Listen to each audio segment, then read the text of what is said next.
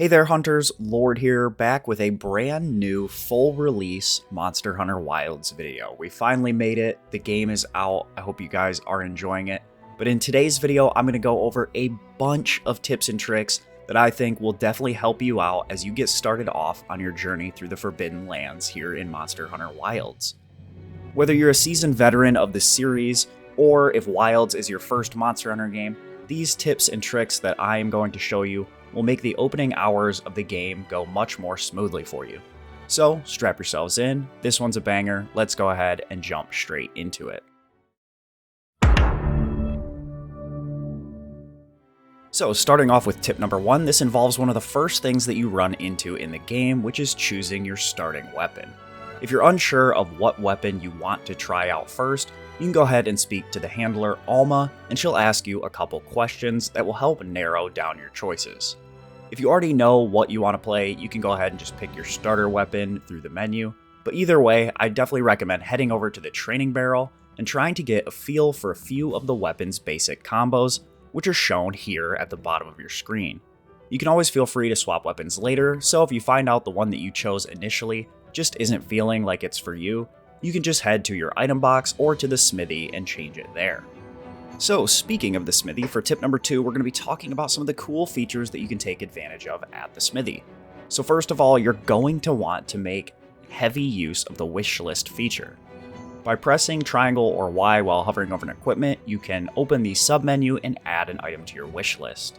This will automatically track the materials for you, so that when you gather them or get them from a monster during a quest or expedition, you get a small notification on the right side of your screen telling you that you got a material for a piece of equipment that you wanted to craft. I would highly recommend putting anything and everything that you plan on crafting into your wish list, as knowing the materials you have on hand as well as what you'll need is an invaluable asset in building your equipment loadouts just the right way. You can even add entire armor sets to the wish list by scrolling just to the left of the helmet armor piece and doing the same thing we talked about earlier. There's also this incredible option to craft or upgrade straight from your wish list, making it even easier to find that armor piece that you wanted to craft or upgrade without having to scroll through all the different sets to find the specific piece. If you don't yet have the materials that you need to craft that specific piece of equipment, the item that you're missing will appear in red, letting you know what you need to go look for. Another great feature that you'll want to use here at the Smithy is the comparison page. Again, this is in the submenu, and this will show you the difference between your currently equipped gear, so your weapon or armor, and whatever piece you're looking at making. This is super useful when building sets, as it allows you to see what effect that weapon or armor and its skills would have on your current equipment set. Since you'll be needing a lot of materials, now is a great time to jump into tip number 3, which is use your hook slinger. This is a brand new feature here in Monster Hunter Wilds that allows you to gather from long distances and while riding atop your Seikret. You can grab things like plants, bugs, slinger ammo, and more, and you'll be needing more a lot in this game. Anytime you're traveling between zones, you should always be using your hook slinger to gather anything and everything that you go past, as you never know when you might need it. However, some items like bones or unhit mining points will require you to manually go to them and gather. However, you can actually just break a mining point with your pickaxe, then gather the materials with your hook slinger while riding away on your Seikret afterwards. Keeping with the Seikret riding theme, you can use all sorts of items while riding your Seikret in Monster Hunter Wilds, not just the hook slinger. You can sharpen, you can heal, you can shoot your actual slinger ammo, you can put on your mantle, and much, much more. Don't shy away from using your Seikret if you're low on health in combat and you need to heal, or use the time spent chasing after a monster to its next area to sharpen up your weapon. So for tip number 5, we're going to go back to our never-ending need for materials. So after gathering any materials on the map, they do take a little while to grow back or come back. You can actually open up your map and see just exactly how long is left until that specific material is ready to be gathered again. This is super nice to have when you're trying to get a bunch of herbs or shrooms for different items that you will need across your hunts, like trank bombs. The item icon also works as a little timer, slowly filling up like a clock until it's ready again. You can use this little clock feature in your minimap to see how close things are to being ready without fully opening up your map. So guys, if you are finding these tips helpful so far, do consider subscribing to the channel. This channel is going to be the best place to find guides just like this one for Monster Hunter Wilds, insane sets for you to build, different tutorials, hidden facts, and much, much more. The best way to make sure you never miss an upload on Monster Hunter Wilds is to be subscribed. It's a free way to support the channel, and you can always change your mind if you find the content just isn't for you. For tip number 6, I want to talk to you about furthering your ability with your weapons. Monster Hunter Wilds has an amazing training area that's the best of what both World and Rise had to offer, and I think you should definitely be checking it out. From the ability to learn new combos, to testing out different skills and sets, there's really no better way to get a feel for your weapon before you hop into combat than here in the training area. I personally love using this to test what skills are best for a particular set, allowing me to see what adding one skill will do for my damage versus a second skill, giving me a direct visual comparison on which one gives me more damage or which one feels better to use. You can change all sorts of settings on the training dummy, which allows you to see how you will do against a soft target, against a strong target, what it's like with wounds or without wounds, how well you can block or guard point, etc, etc.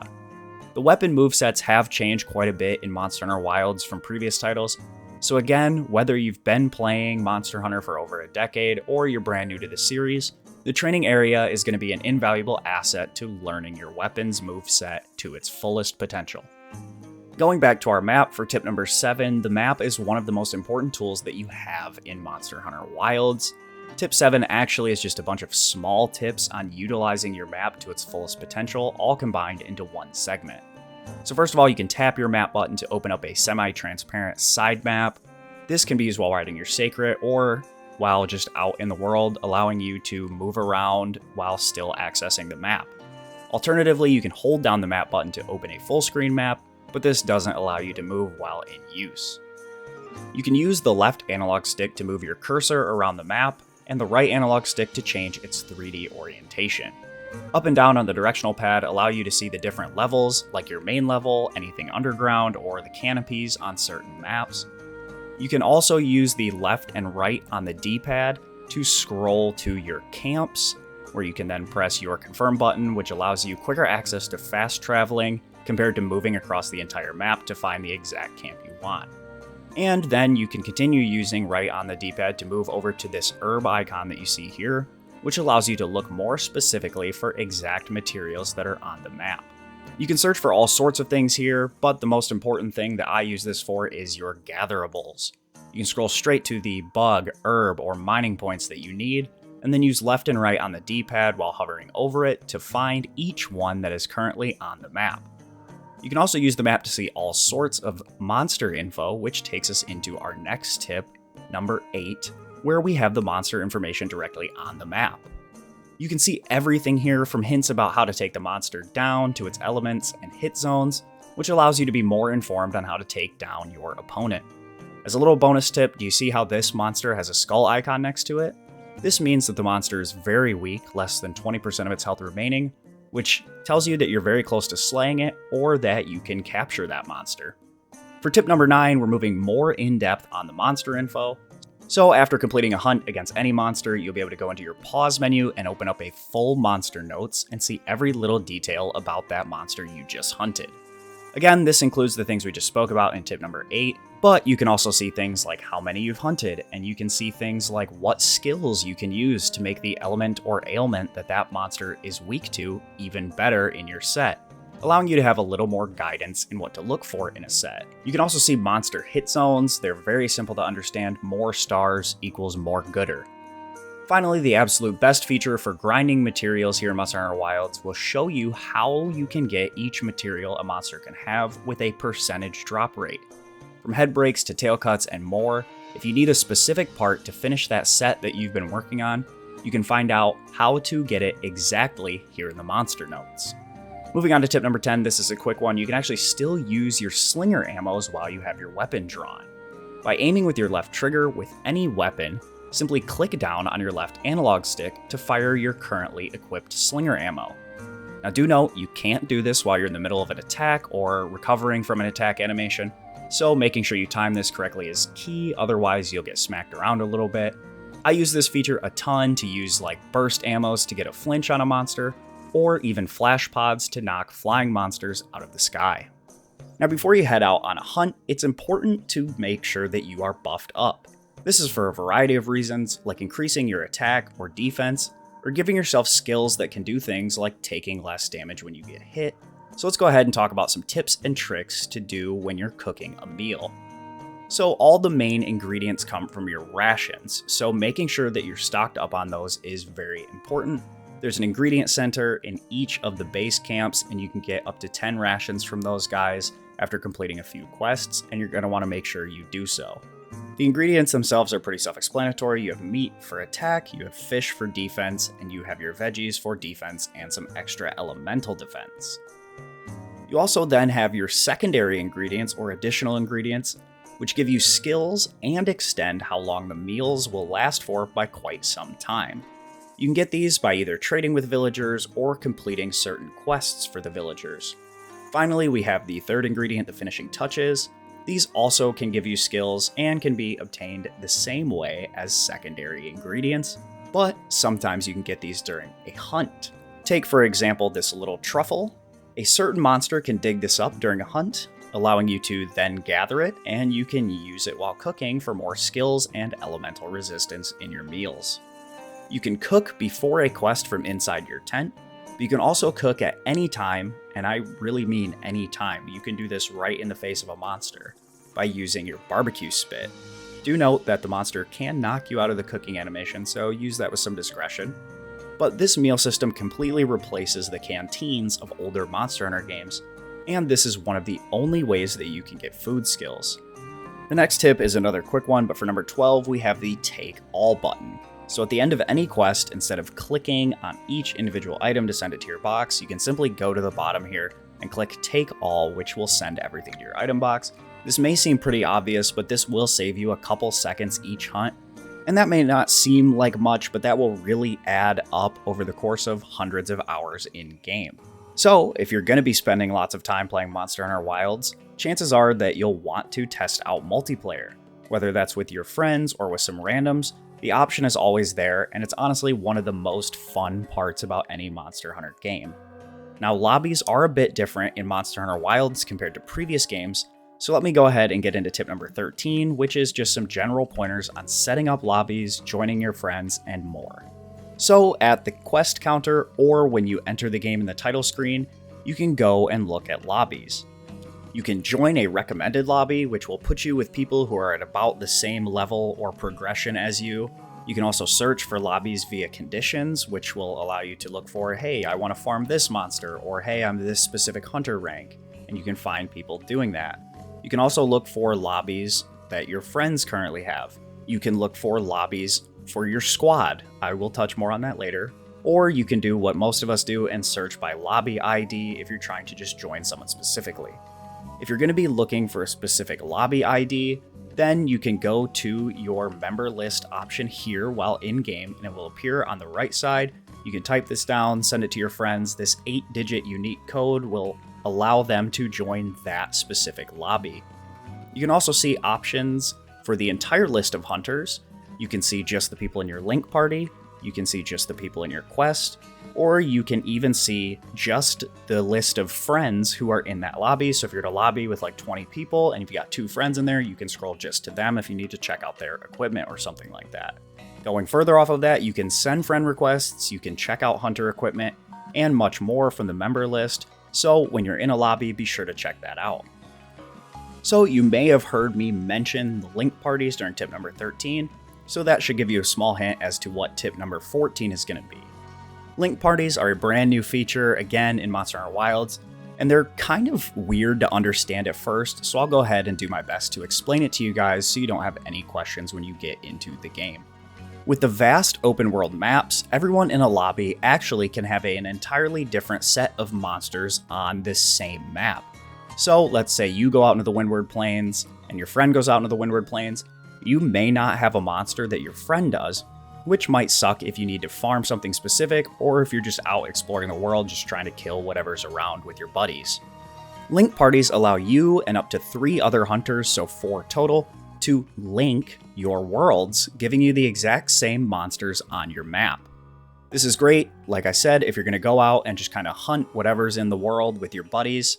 You can have up to 4 people doing this, and it will make sure that you all have the same monsters and you can just fight them at your discretion. Also, during tip number 13, I mentioned squads. So squads are a returning feature that allow you to join a group of hunters even if you're not directly friends with them or you can't send them a lobby code or something like that. This lets you or anyone else in the squad create a squad-specific lobby. So if anyone else from that squad is online, they can join up to hunt. Now, I've already made a squad here, so if you guys want to hunt with me or anyone else in my community, do consider joining the LordViettner squad. You can use the unique ID you see here to search for it, or you can search for other like-minded hunters using the conditional search, kind of like what we talked about with the conditional search for lobbies. I forgot to include one little tip, so here's a little bonus for those of you who stuck around to the end of the video. During the story, you will get 2 really cool jewels. You'll get an Adapt jewel and a Shockproof jewel. The Adapt jewel allows you to not need hot or cold drinks during quests to cold or hot areas, which is very awesome. And the Shock Absorber skill gives you Shockproof, which means you cannot get tripped or knocked over by your friends' attacks. So if you're going to be playing multiplayer, I highly recommend you throw this into every single set you have. Keeping in tune with the bonuses, if you played Monster Hunter World Iceborne or base Monster Hunter World or any of the open beta tests, there's actually content that you can claim to give you some extra materials to get you started off. You're simply going to walk over to this little cap that you see over here, and you're going to go ahead and go to claim content, and you can just go ahead and claim everything. This is a great way to get some extra items to start you off, so you're definitely going to want to do this one. Another major tip that I really should have included in the main tips, but I didn't think about until now, is use your Radial Menu. Long gone are the days of us scrolling through the entire item bar to find stuff. You're going to want to set up your Radial Menus with everything you need, as it's just a much quicker way to access items by simply holding your left bumper or L1 and moving your right analog stick. It's way quicker than mashing circle or square to rapidly get through your entire item bar, because let's be real, the item bar keeps getting longer and it's harder to find things that you want. So for the final tip, tip number 16, I want to discuss fishing. Now, fishing has seen some hefty changes here in Monster Hunter Wilds, so again, if you're a veteran or if you're new to the series, this should be all you need to know in order to become a master angler. So firstly, you have to actually see fish in the water in order to fish for them. Kind of makes sense, right? Randomly casting into any body of water will net you no success. So now once you spot those little fishies, you can then pull out your fishing rod. Instead of bait, we now have lures, and you can scroll through your lures inside your item bar. Now, I only have one lure on the save file, but you kind of get the idea. There are many different lures that you can unlock in the game through side missions, and each one works best for different kinds of fish. You can cast using the prompts that show up on your screen, and then you have to actually jig and move your lure around to attract fish. Down on the left analog stick will perform a little jig, and you can couple a jig with side-to-side motion or with reeling in your line to attract fish. Now, as soon as you get a bite, you can just press R2 or your right trigger, and there you go. Now, as a side note, you can use your capture net from your Slinger to catch fish like you see here, and while this is great for getting materials, this method does not count as you actually catching a fish. So for those fishing side missions where you have to actually catch a fish, those will only count if you do so with a rod and a lure. Alright guys, that's going to do it for my ultimate starter guide to Monster Hunter Wilds. That was a long one, and there are of course tons more tips and tricks that I could have gone over, but I wanted to do my best to keep this as simple and spoiler-free as possible, so be sure to let me know your best starter tip in the comments down below. If you did find today's video helpful, a like would be super appreciated. It's a totally free way to let YouTube know to recommend this video to other hunters. If you're new to my channel, new to Monster Hunter, or if you find yourself returning on the regular and you really like the content, do consider subscribing to the channel. Again, like I said before, it's going to be the best place to find sets, guides, tutorials, builds, much more. I mean, just anything to do with Monster Hunter Wilds, you're going to be able to find it right here, and subscribing is the only way to make sure you never miss an upload. With all that being said, I want to thank you guys so much for watching today's video. I wish you all a good day and happy hunting.